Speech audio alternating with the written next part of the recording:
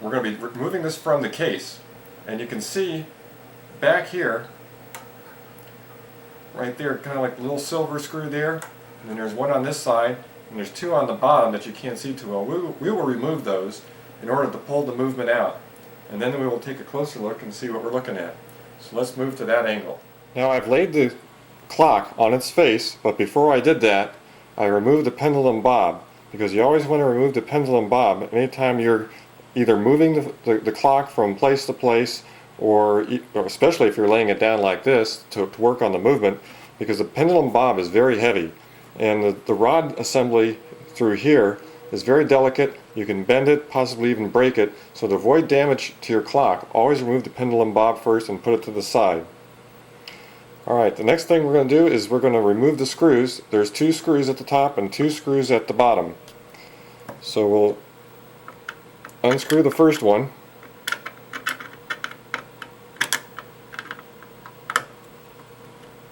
A little bit difficult reaching it.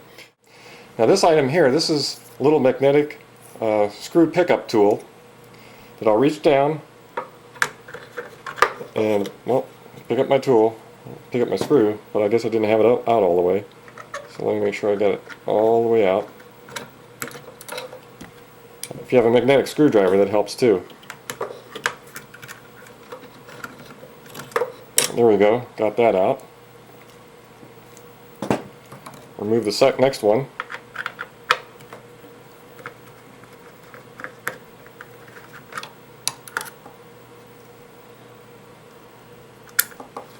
Get that one out. Number 3.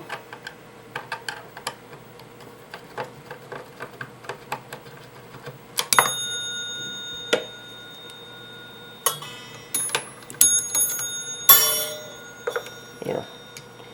Go ahead and remove the rod while we're at it, since it looks like it's wanting to come out. And then let's see, remove the last one.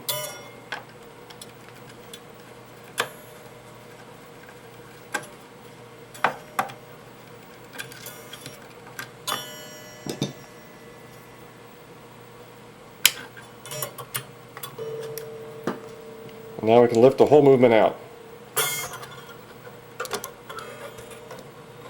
Some clock cases are larger and can be, movements can be pulled out a lot easier, but this one's small, but I was able to get it out just fine.